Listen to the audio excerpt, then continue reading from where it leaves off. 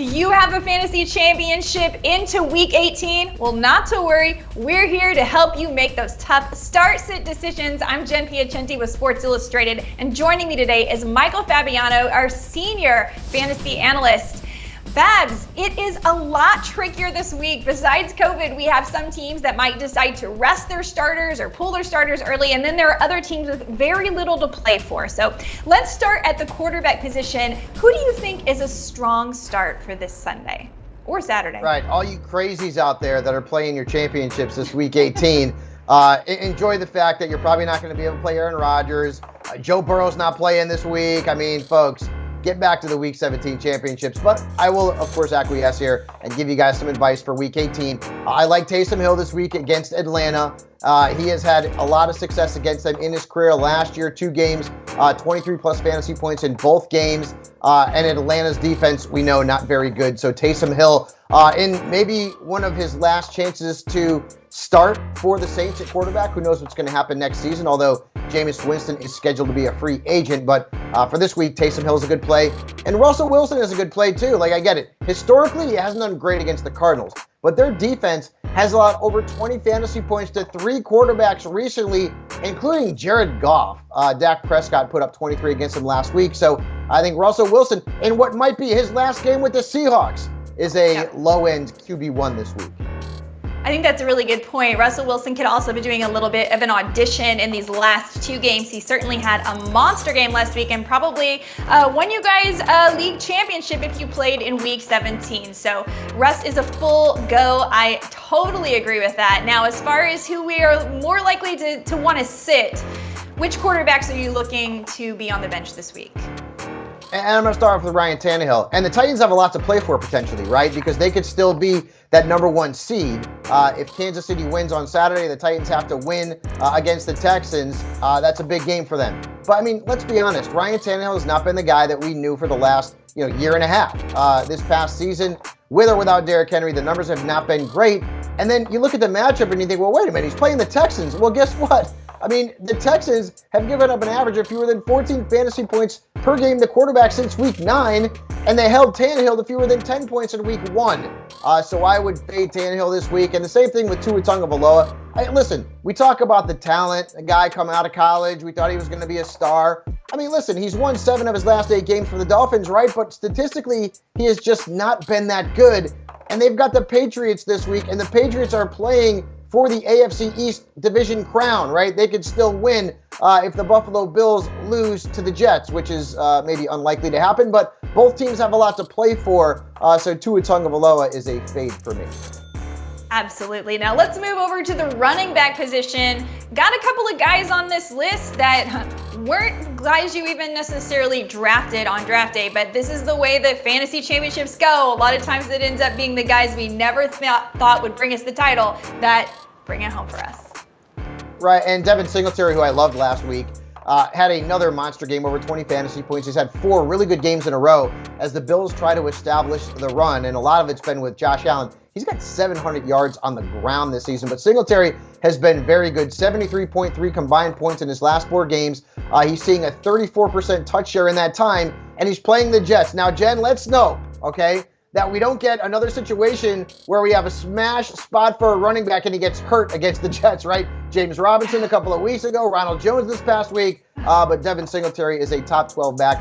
And then Darrel Williams, as long as Clyde Edwards-Helaire continues to miss time with the collarbone, and the Chiefs have a short week again because they play on Saturday, he is a very good play. We told you to play him last week. He got in the end zone a couple of times, and I get it. The Broncos defense can be tough, but they just gave up over 20 fantasy points to Austin Eckler, so it's not impenetrable. I think Darrel Williams is a nice RB2. I like that call a lot. All right, for who we're going to sit this week, we got some guys that were top 10 running backs this season, but you're saying beware. Yeah, believe it or not, but Zeke Elliott finished as a top 6 fantasy running back. I mean, I get it. He hasn't been great lately. He gave you a 4-point stinker last week in championship week, but I would fade him this week, okay? Neither one of the Cowboys or the Eagles has much to play for. The Cowboys can actually still get the number 2 seed, but it would take a miracle.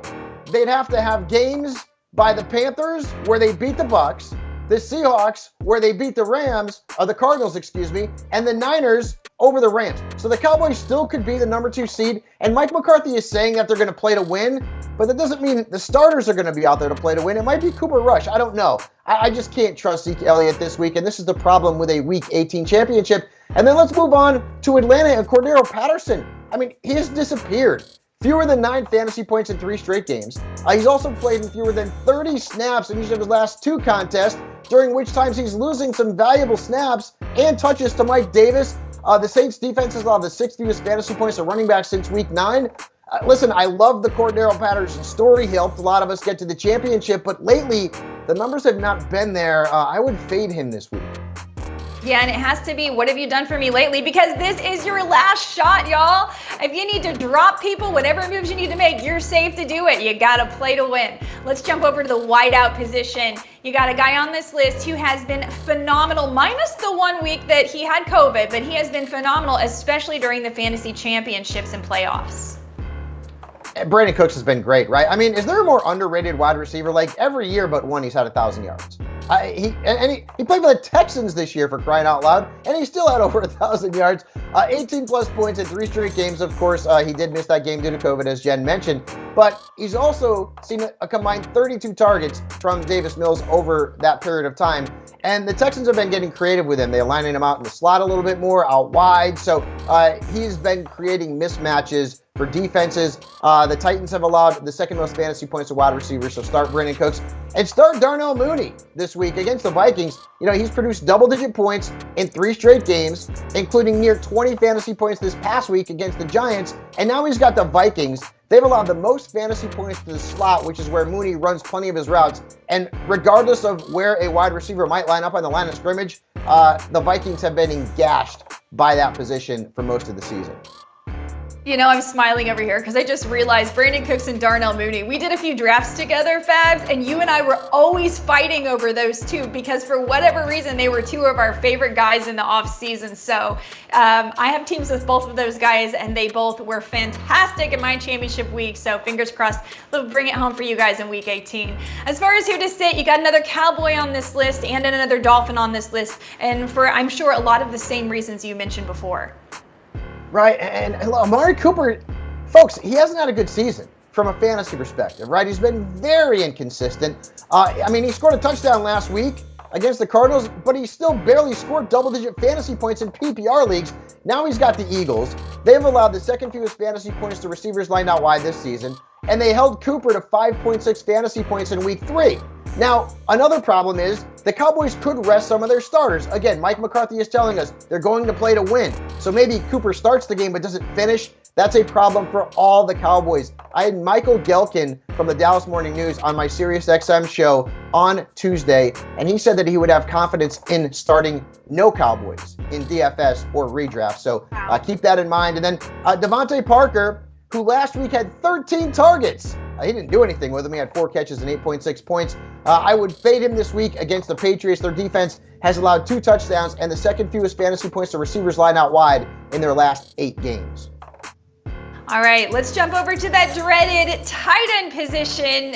You know, we are going to start a Cowboy this time. There's just not a lot of options here at tight end. So who can we feel okay starting this weekend?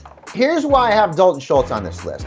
Because I think he's going to play. I think the Cowboys could play their starters into the second half, and I think that's enough time for Schultz to put up top 12 numbers. Okay, because tight end is a train wreck this season. It has been all year long. And also keep in mind, the Eagles have allowed the 3rd most fantasy points to tight end since Week 9. So listen, unless you are afraid or we hear that the Cowboys are going to be resting their starters or they're not going to play more than a couple of series, yeah, I mean, then you sit Dalton Schultz. But right now, if the Cowboys play their starters a full half or maybe into the second half, I think Schultz is still a top 12 player, and that's because the position is very thin. And then I'm also going to start Dawson Knox for a couple of reasons. One, this is a big game for the Bills, right? They win the game, they could potentially win the AFC East, and they're also playing the Jets. They've given up 8 touchdowns and the 7th most fantasy points to tight ends. I get it. Knox killed you last week. He gave you a goose egg. Forgive, forget. If you're playing in Week 18, I would still play Dawson Knox. Again, a potential top 12 tight end this week at a very thin position. And who are we going to sit at the tight end position this weekend? I've got Noah Fant on this list, but I will tell you this. You have to keep tabs on the status of the guys that the Broncos have on the COVID-19 list, right? No Jerry Jeudy last week, no Tim Patrick last week. And that ended up being gold for Noah Fant because he scored 21.2 fantasy points and he had a bunch of targets. Now, if the Broncos get back to full health in terms of their wide receivers, well, that's going to be a problem, right? Because the targets are not going to be as plentiful as they were last week. And also keep this in mind. The Chiefs have allowed no touchdown catches and the fourth fewest fantasy points to tight ends in their last 8 games. So the matchup's not great either. So if you start Fant, I would certainly temper expectations. And then I told you to sit Mike Gesicki last week. And again, the numbers have not been great for Gesicki. He's failed to score double digits in 3 straight games in 4 of his last 5. And he's got the Patriots. Once again, what are we looking for? We're looking for teams that have something to play for versus teams that have nothing to play for. The Dolphins, unfortunately, this is a team that made a nice run, but the Patriots are going to be far more motivated in this game because they can still win that AFC East division. And also, this is not a great matchup. Their defense has allowed just 2 tight ends to score more than 9.2 fantasy points against them all season long. So Gesicki is a fade for me. At worst, this is a guy who can give you an absolute stinker. At best, I think he maybe gives you 8 or 9 points, and that's it, Jen. The ceiling's not high. Yeah, it's not a high ceiling. Fantastic advice as always. Look, folks, there is still news coming in about COVID every single day as well. We just got news about Joe Mixon this morning. He will not be playing this weekend. Now, you probably were planning to play a lot of your Bengals anyway, but it's good to note that maybe Samaje Perine or Chris Evans could be in line for some work there if you need a fill-in. If you lost Leonard Fournette or Rojo, of course, you can always look for Keyshawn Vaughn. You can go to Le'Veon Bell. Derek Gore is an option. A lot of things out there. You have to really stay on top of this news because it's still coming hot and heavy, but don't worry. Guess what? You can always find it at nsi.com/fantasy. And while you're at it, go ahead and hit that subscribe button right here so you never miss another video from Sports Illustrated. We're going to keep the content coming even through the off season to help prepare you to win in 2022.